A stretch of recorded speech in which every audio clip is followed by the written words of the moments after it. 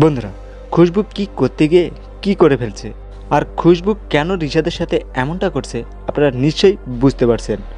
খুশবু মূলত ফারহান সাহেবের কাছ থেকে কথা বের করার জন্য এই সকল মিথ্যা কথা বলতে বাধ্য হচ্ছে।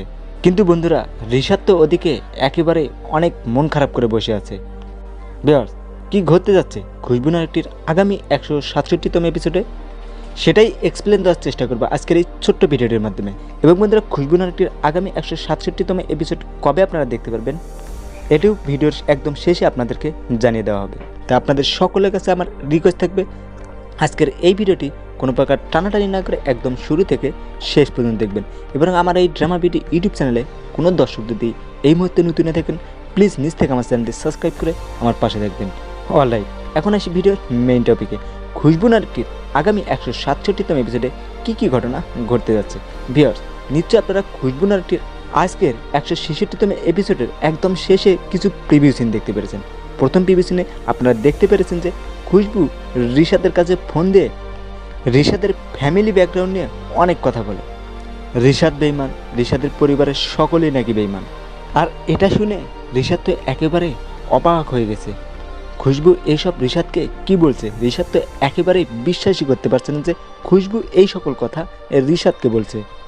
এক কথায় বলতে গেলে বন্ধুরা, খুশবুর এই ফোন কলে রিশাদ এতটা পরিমাণে কষ্ট পাবে সেটি বলার বাহিরে। তবে বন্ধুরা, এর পিছনে ট্রিক্সটাই হচ্ছে এই ফারহানই কিন্তু খুশবুকে দিয়ে এই সকল কথা বলতে বাধ্য করছে।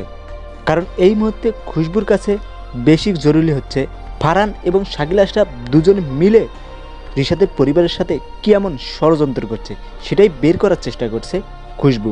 তবে বন্ধুরা, রিশাদ এবং খুশবুর মধ্যে যে ঝামেলাটা সৃষ্টি হয়েছে খুব শীঘ্রই এটা সমাধানও হবে। এখন হয়তো রিশাদ খুশবুকে ভুল বুঝবে, কিন্তু একটা সময় রিশাদ ঠিকই খুশবুকে মেনে নিতে বাধ্য হবে। তবে বন্ধুরা, ওদিকে ফারহান যে চতুর চালাক মানুষ, তিনি কি সব কিছুই খুশবুকে বলবে? আপনাদের কাছে কি মনে হয়? আপনার মতামতটি আজকের এই ভিডিওতে কমেন্ট করে জানিয়ে দেবেন। এবার আসি এর পরের সিনে আপনারা দেখতে পেরেছেন যে অবশেষে অনেক দিন পরে আমজাদ এবং আলমকে দেখতে পাওয়া গেল। কিন্তু বন্ধুরা, অনেক এপিসোডে আপলোড করা হলো, এখন পর্যন্ত সেতুর কোনো খোঁজ পাওয়া গেল না। আলম আবারও নেশা করে তার বুবুর বাসাতেই চলে আসে, আর তাই আমজাদ আলমকে বলে, তুইও ফকিরনি, তোর বুবুও ফকিরনি। আমজাদ আলমকে অনেক কথা বলবে, কিন্তু বন্ধুরা, আলম তো নেশার মধ্যে আছে, তাই আমজাদের সঠিক জবাবটা দিতে পারছে না এই মুহূর্তে আলম। সো বন্ধুরা, এগুলি আপনারা দেখতে পারবেন খুশবু নাটকটির আগামী 167তম এপিসোডে। তাই আপনাদের সকলকে খুশবু নাটকটির 167তম এপিসোড দেখার আমন্ত্রণ জানিয়ে আজকের মতো আমি আপনাদের সকলের কাছ থেকে বিদায় নিচ্ছি। আপনারা সকলে ভালো থাকবেন। ইনকিলাব জিন্দাবাদ।